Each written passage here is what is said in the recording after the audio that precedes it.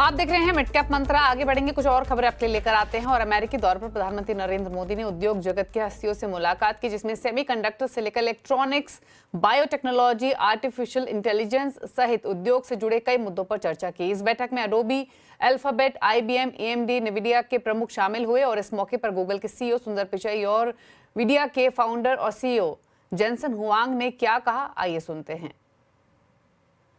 Prime Minister has been focused on transforming India with his Digital India vision. He pushed us to continue making in India, designing in India. We are proud to now make our Pixel phones manufactured in India. He is really thinking about how AI can transform India in a way that benefits the people of India.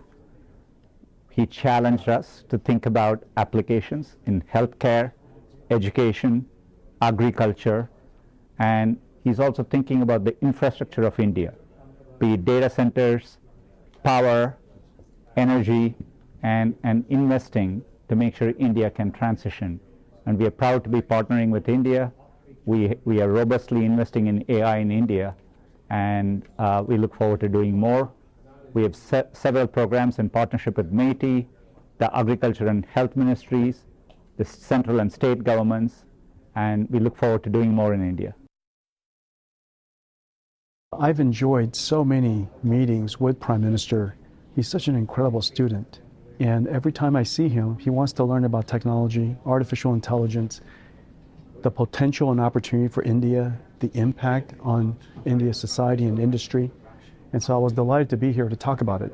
India, as you know, is also home of some of the world's greatest computer scientists. So this is a great opportunity.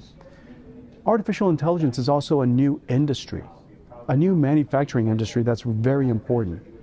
And so I'm looking forward to partnering with India in a very deep way to make that possible. We have many partnerships with India. For one, we're helping India gain access to our most advanced technologies. We're partnering with internet companies like Yoda and end-to-end networks and to create the latest generation AI supercomputers in India for all of the startups. India is the home of the third largest startup economy.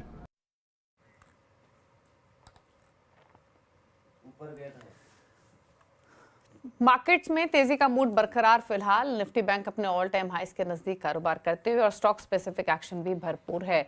कुछ stocks लेकर आते हैं आपके screen पर और उन पर लेते हैं अरुण की राय।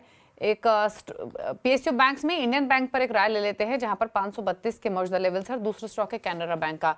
ये दोनों स्टॉक्स एक बार दिखाते हैं। इंडियन बैंक और कैनरा बैंक दोनों ही दिन के ऊपरी स्तरों के आसपास कर रहे हैं ट्रेड और शानदार मोमेंटम है। कैनरा बैंक आप देखिए 108 109 के आसपास कर रहा है ट्रेड। इन दोनों स्टॉक्स पे एक बार अपनी राय दीजिए अरुण, क्या सजेशन रहेगा इंडियन बैंक और कैनरा बैंक पर?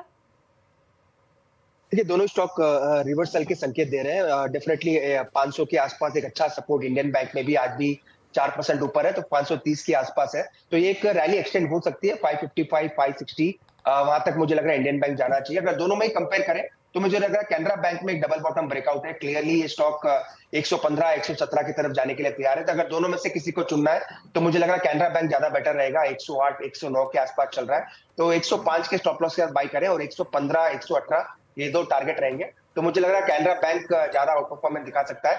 118 के टारगेट के लिए कैनरा बैंक को बाई करके चल सकता है।